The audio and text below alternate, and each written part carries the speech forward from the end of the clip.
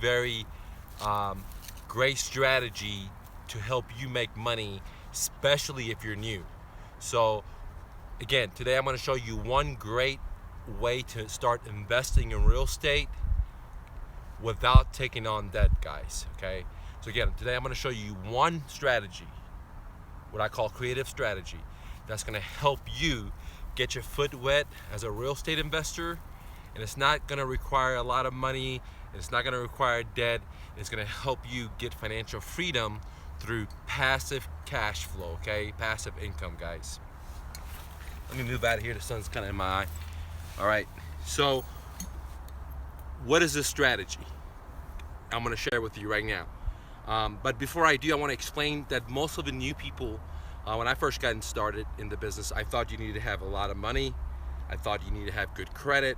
I thought, you need to have a hard money lender, or you have a group of people that come together to buy a property.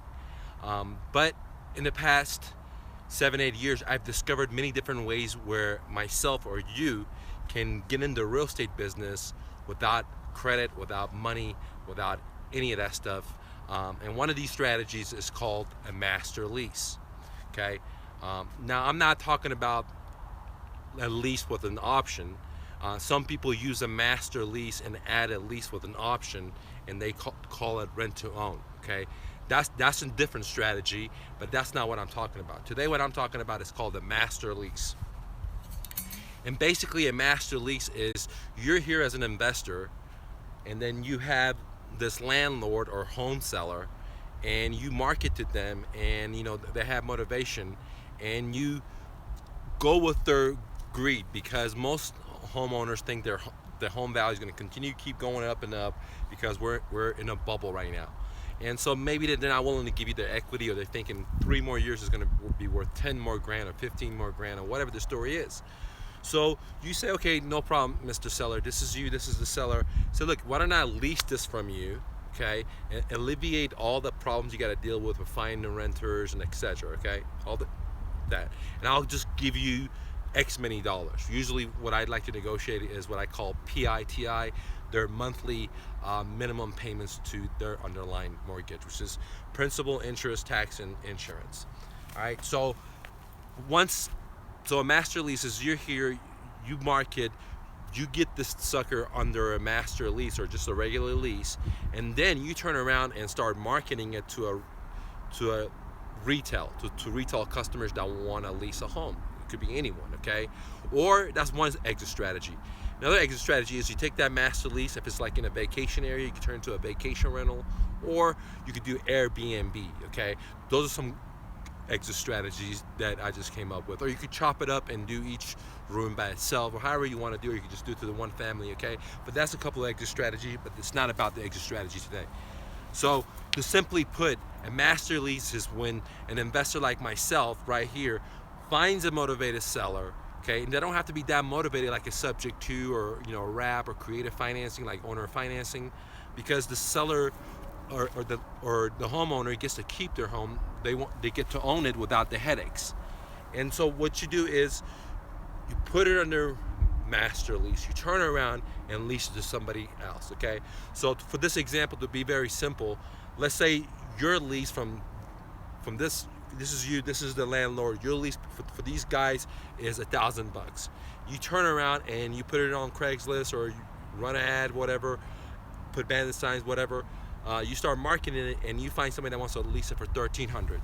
So $1,300 minus $1,000 is $300 of positive cash flow that you get to keep. So once the renter pays you, you take your $1,300, put $300 in your pocket, and then from here you pay the landlord his money. It's pretty simple, and it's theoretically okay. Now it's anything in life, there's complexity in it, but I just made it very, very simple. So a master lease has a lot of benefits that an owner financing doesn't, okay? For example, when I buy houses in Texas and I get the deed in my name, if the AC breaks, guess who has to pay for it when I have renters in there? Me. I'm the investor. I own the property. If the plumbing goes wrong, underneath the slab or the foundation, guess who has to pay for it? Me, dude. If somebody steals my AC, me. Anything, okay? If the guys don't flush, I have to file the insurance. If there's a tornado coming, if there's any kind of problem, I'm the one that has to pay for it, okay? All right. And so what that does is it costs a lot of money. But one of the benefits with a master lease is that you're just a renter. So as for me in a situation in a master lease, I'm just a renter, okay? I'm just renting from the landlord. And then I turn around and lease it to someone else as a sublease.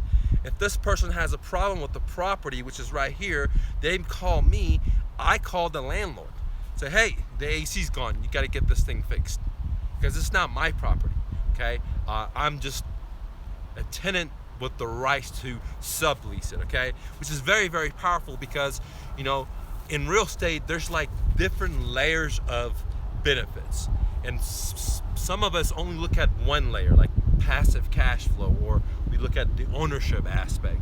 But there's different other layers like tax benefits, tax deductions, you know, the cash flow, the appreciation, so on and so on. And with a master lease, what we do is we allow the seller to keep ownership of the home and all the responsibilities that comes with it, paying the taxes, you know, dealing with the disasters, any of that, right? And we get the benefit of what we want, which is the control to have the positive cash flow, okay? It doesn't, and this situation is a really good situation for people that are very, very new, or people that are middle level, or even experienced people, okay? Now, why do I say that for all three levels? Well, in a situation where, for example, in some markets, it's very, very low inventory, sellers are watching TV, sellers know they have a lot of equity, and some of them are not willing to give it to you at 60 cents on a dollar minus repairs. Some of them are not willing to just hand you over their deed because they know they have equity. Sure, there's gonna be motivated sellers in all areas, people that have gone through divorces, job loss, you know, things of that nature. But sellers know because TV saying this is good, radio saying it's good, their mama saying it's good, their friend sold their house that was good. So with this strategy, a pro can go up to a seller and say, look, you know, I see it for rent, you know, why don't I just deal with it? I'm good at eviction, I'm good at finding people, I'm good at screening them.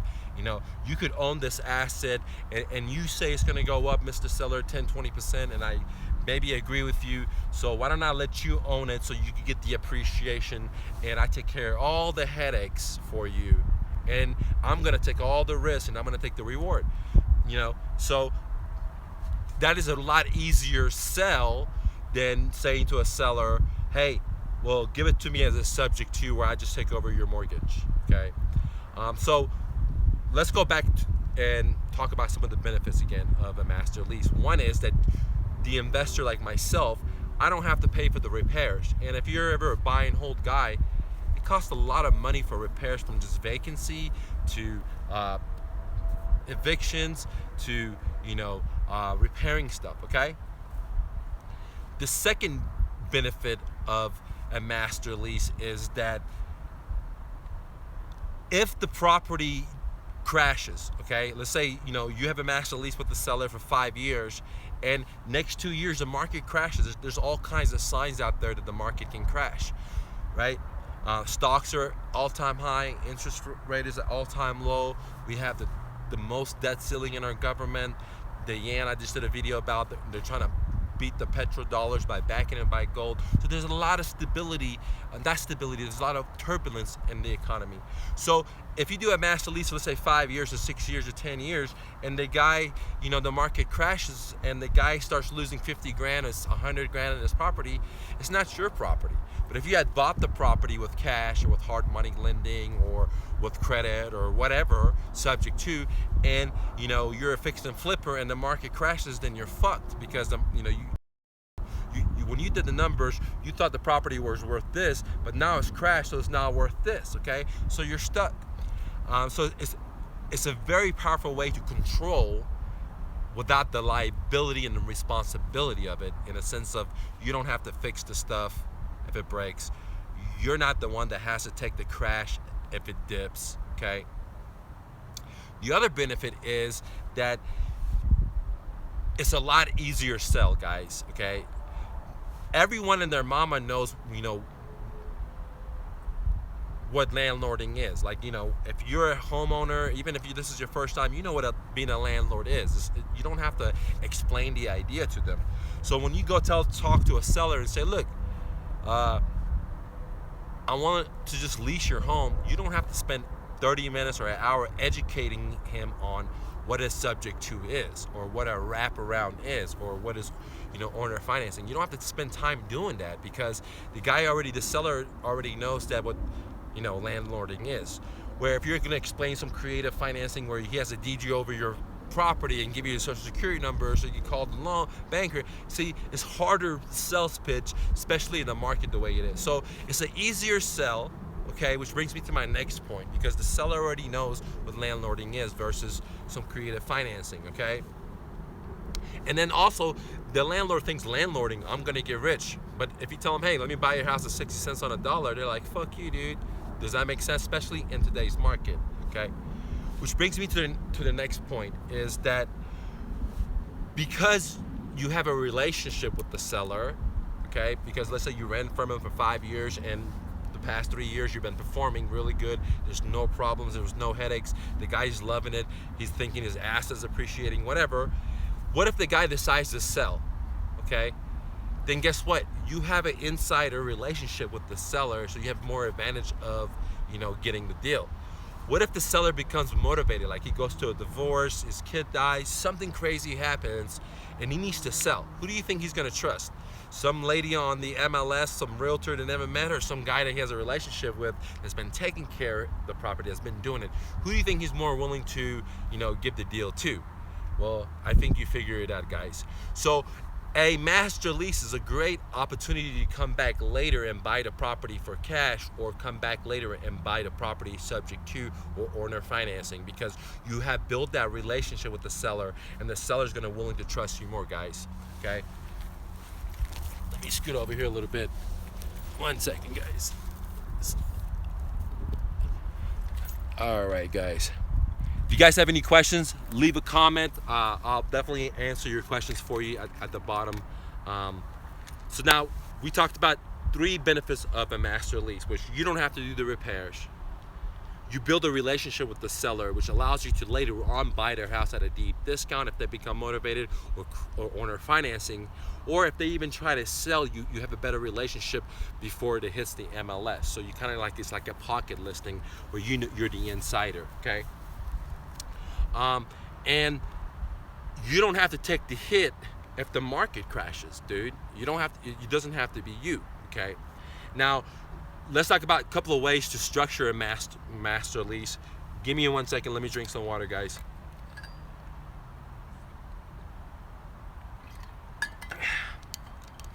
All right. Before I go into the master lease, if you guys like this videos, please like, please share. Please tell your friends and family about it, and you think you've been using my information and you've been helping you with your business, whatever it is, then you should consider joining my mastermind, my I Am Mastermind group. We're gonna meet at least once a week, talk about new ideas. Once a month, I'm gonna assist your business and help you create more ways to make money.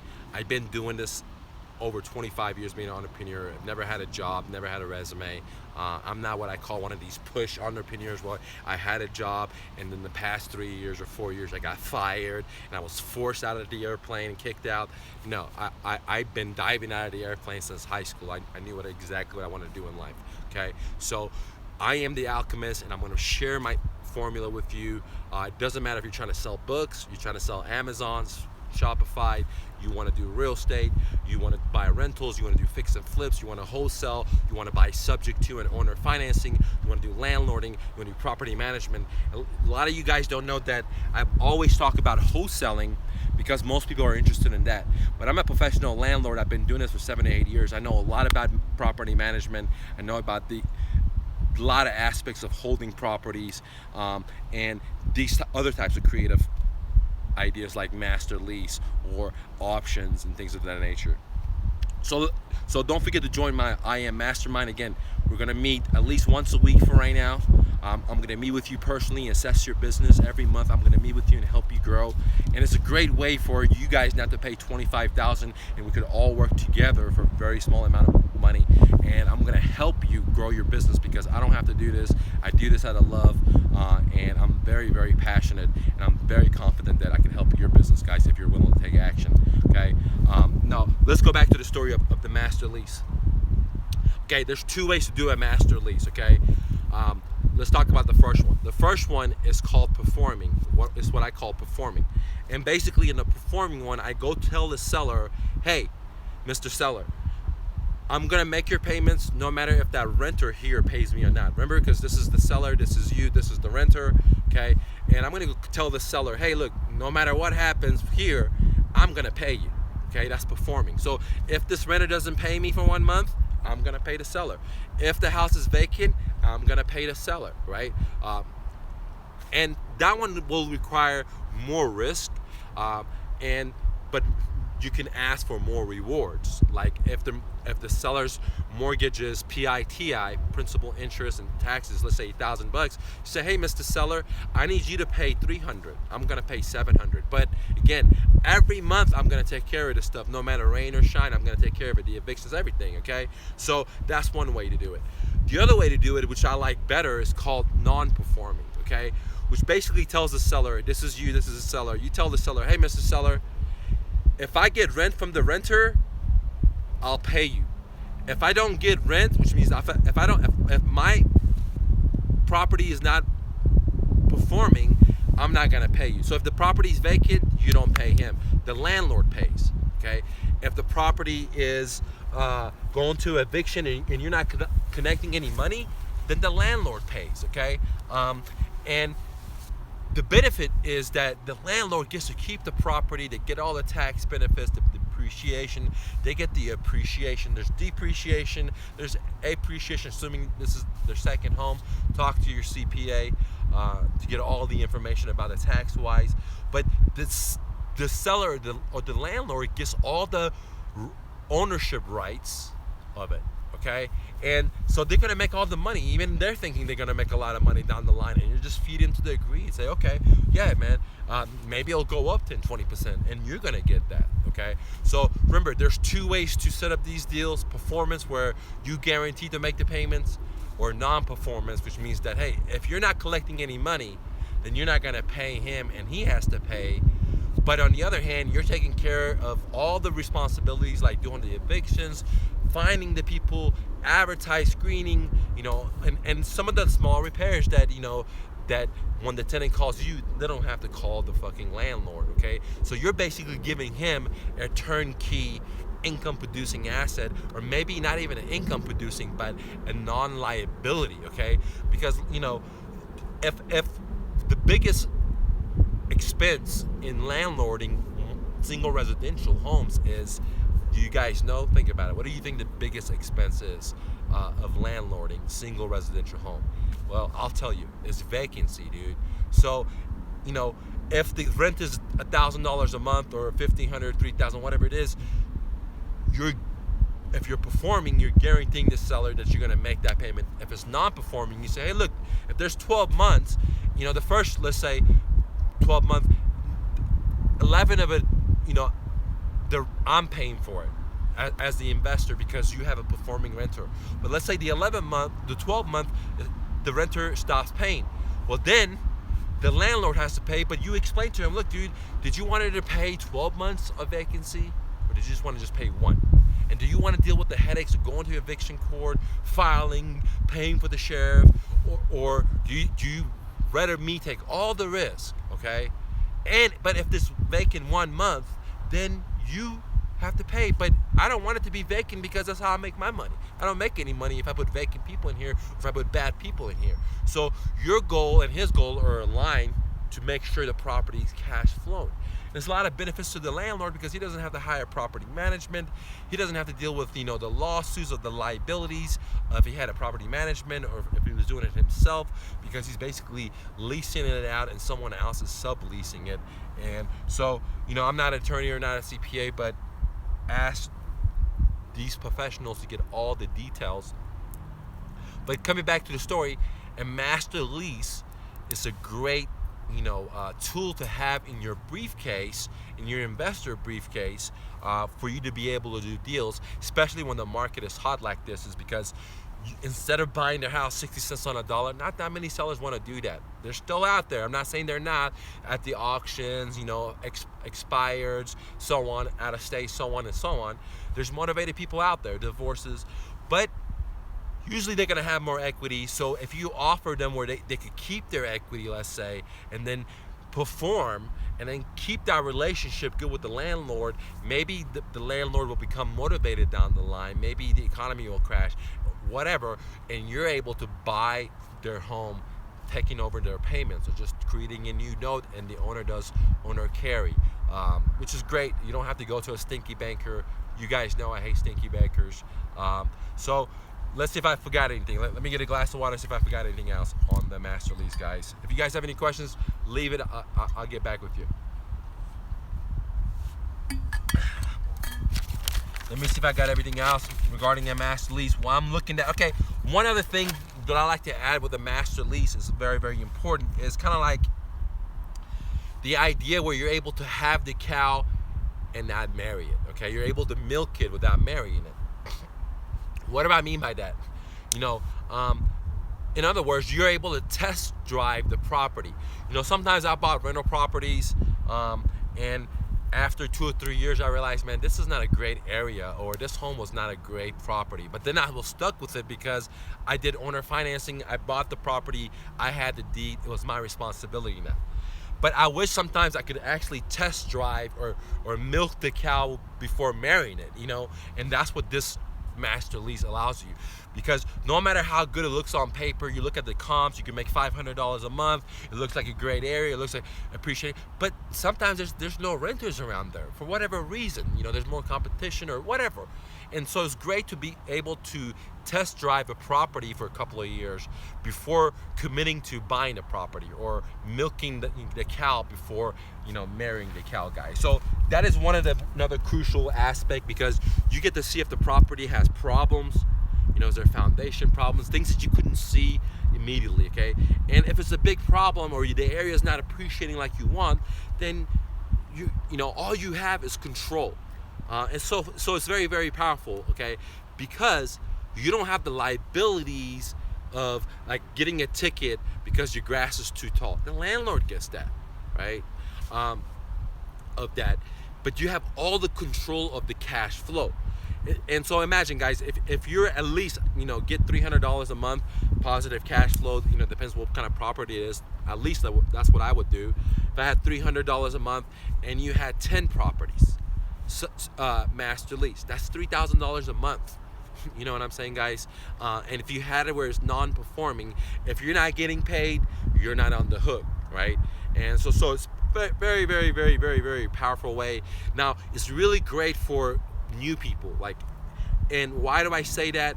Because you could get into the business, okay, without getting into debt, without having all the liabilities associated with it, of landlording or borrowing money, doing fix and flip.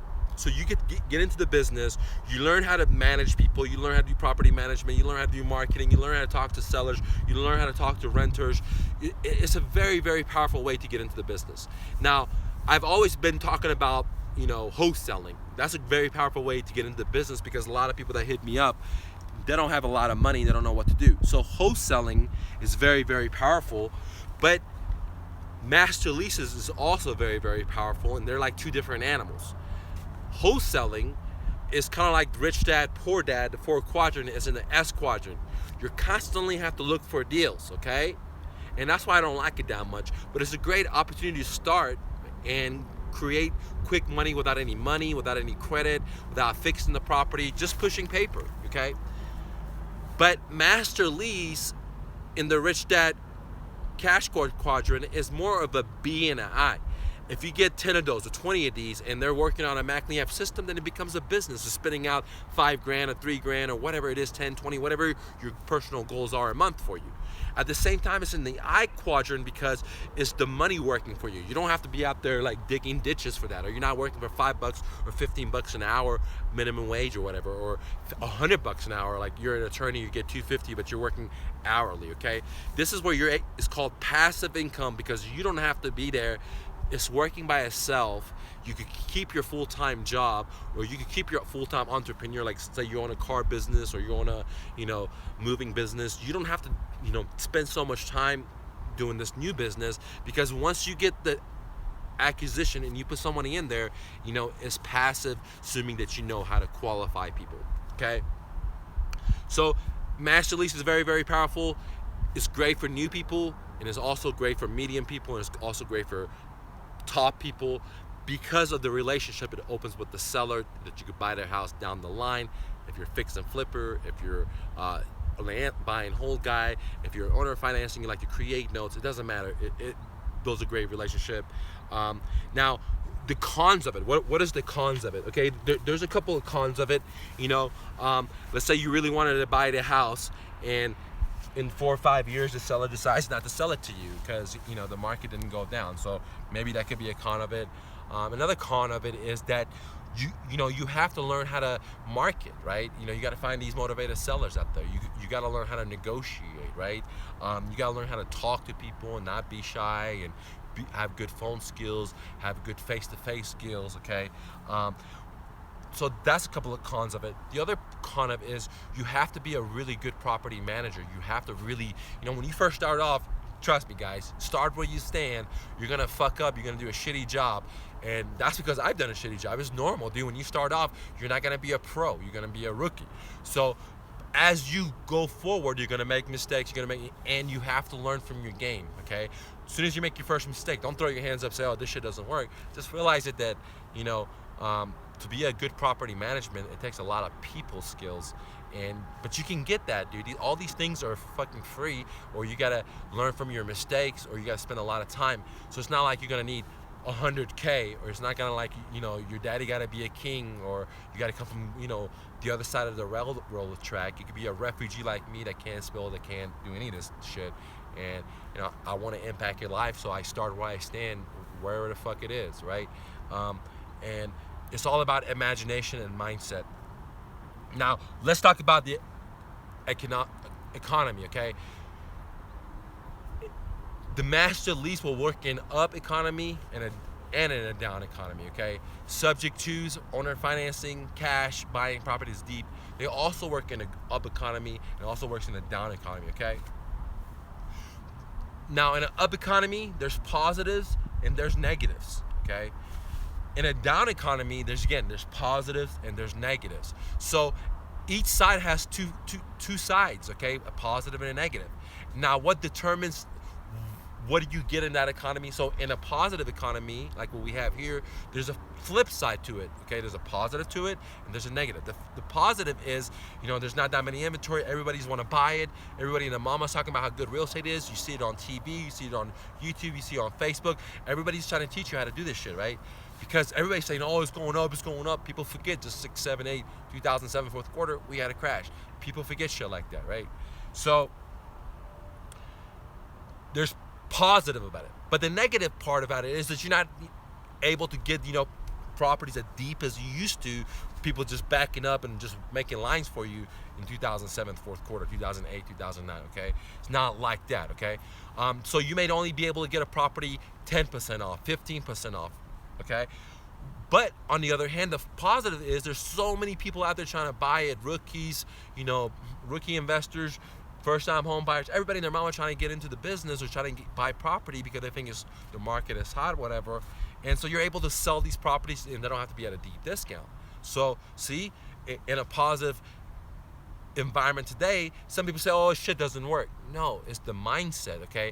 It doesn't work for them because in a positive up economy, again, there's a positive side to it and there's a negative side.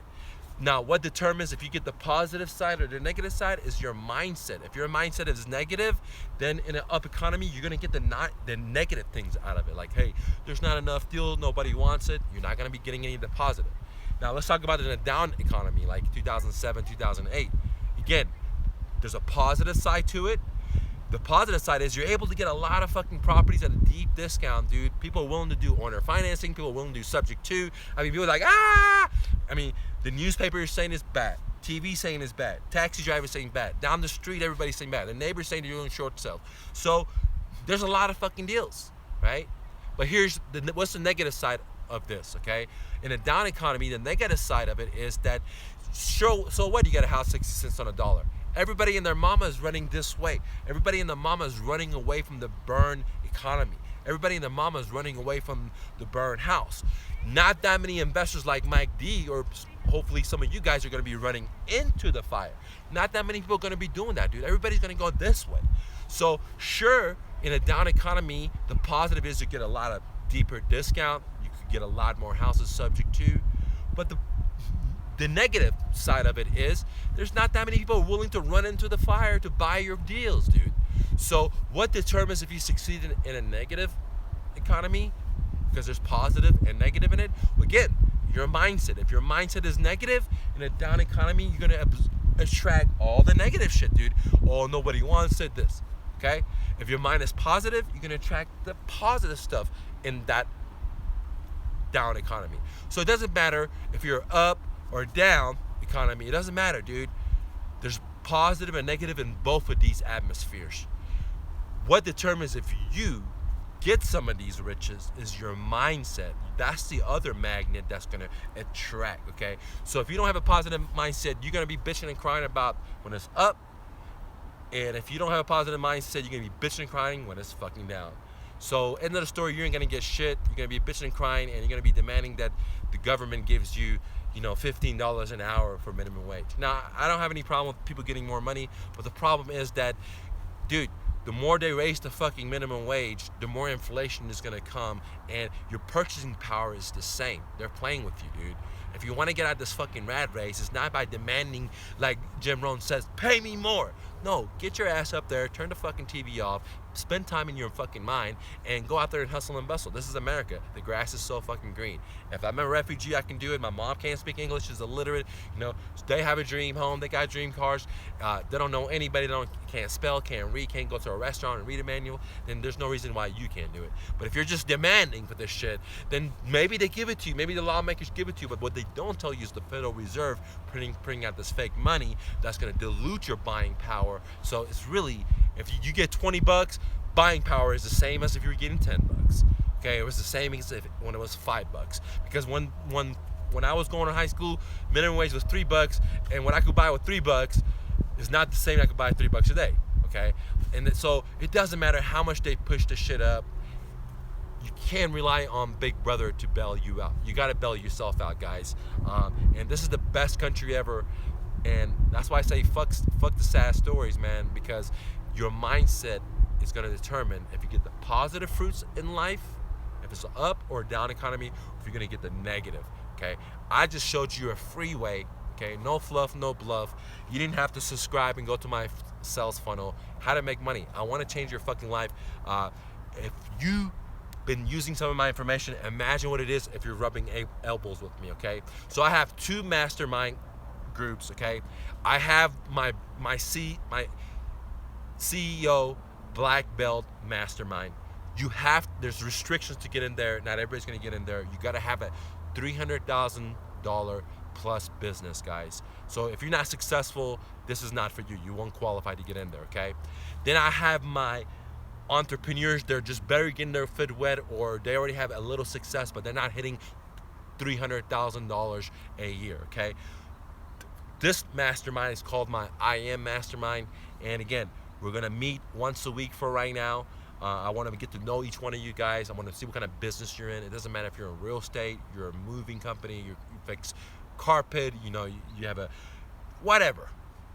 I've helped out a variety of different people, from car business, photography, personal training. I mean, I could just go on and go on, guys. Attorneys, doctors. So I know I can help you, and this is my love for you to help you get to the next level, okay? And this is a great way where you're able to join and meet other people that are like-minded and chase your dreams, guys. Right now, I am having a promotion on both of them. The CEO Mastermind, you will get unlimited support I'm just a phone call away, and it's $1,000 a month. The CEO black belt, but we are having a special for $500 a month. But again, if you're not making $300,000 a year, you cannot get into this. Okay, I don't want to take people's money that they can't afford it. Only people that are getting 300 and they want to go to 1 million, I want to help you out. The other people that have a home business or never done real estate, or you're thinking about doing real estate, you can keep watching these videos or go to Facebook. All these guys have all these things to talk about. They're trying to sell you on, why real estate is good, right? It's hot, it's this, it makes all these millionaires. I'm one of the very few guys that shows you every day how to do it, okay? And the reason is I get motivated by changing people's life. If I wanted to just live good, guys, I already had a 7-figure business for 14, 15 years. I had 3 businesses, I had rental properties. I was living the fucking American dream. I don't believe in stuff. That's why I just let go of my stuff. I give most of my stuff to homeless people. I don't believe in stuff. I believe in the mindset and the alchemy formula. And I'm a living proof that you don't need shit in America and you can do it over and over. I've done it multiple times. I let go of everything.